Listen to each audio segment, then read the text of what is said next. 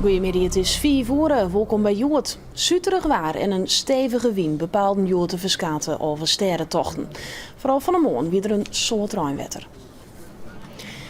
Tienduizenden fietsers, motors en Solexen passeren de Alve Frieske sterren Joert weer. Goed 13.000 fietsers begonnen van de morgen aan de fietsalve sterrentocht.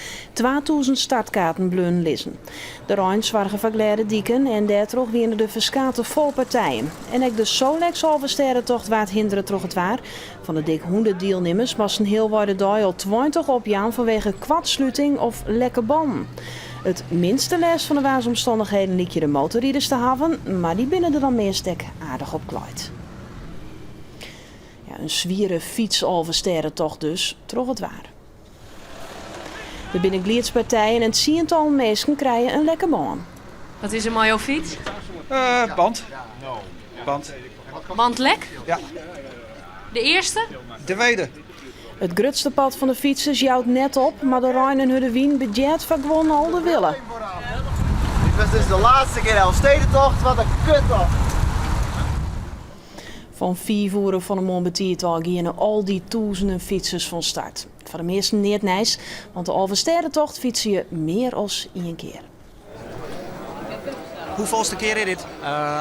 28e keer. 28, ook verder. Hoeveelste keer? Dat bent 10e keer. 10e keer. Hoeveelste keer is het voor jou? De 20ste keer. De 20e keer, ja. En jou, hoeveelste keer? En nog een keer. Het is een soort van virus dat een soort mensen net meer van aankomen. Op Pinkstermanje mag er 240 kilometer fietst worden. En daarvan ga je met alle willen er iedere betiert aan. Het is helemaal niet ernstig. Het gaat ook niet, maar het gaat niet weer over. Het is chronisch. Nou ja, dan begin je een keer en dan ben je op een bepaald moment in de stadium. Ja, dan begint dat te tellen boven de 10, boven de 20. Nou, wanneer stop je met 25, 30? Ja. Och nee, dat voelt altijd te goed. Je kunt nog doen en dan zet je maar weer deur. De deelnemers aan de motor-Alversterrentocht liet je net volle moeite met het water hebben. Goed 3000 motorrieders die in de mei aan de 240 kilometer lange tocht. Het is vanmorgen een beetje slecht, maar dat maakt niet uit. We genieten er even goed van. Het blijft altijd een super evenement.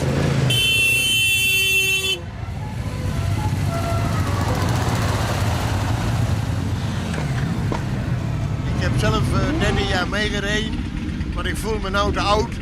En nou gaan we hier naartoe. En toch nog maar te genieten van de motoren.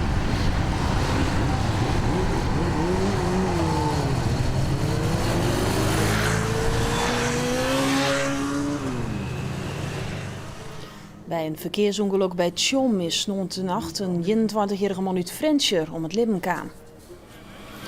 Het slachtoffer ziet maar een plakgenoot en een vrouw uit Tjom in de auto. Op de Franekeweg rekken de auto van de dik, sloeg door de kop en kwam ondersteboven in een sleertas stilstaan.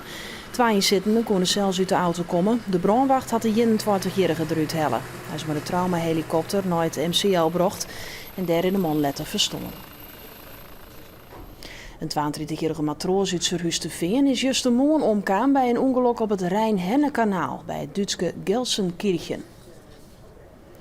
De skipper verleer bij het onlezen in de haven van Gelsenkirchen het contact met de matroos. De Duitse politie begon een grote ziektocht en daarbij waren een helikopter en doekens inzet.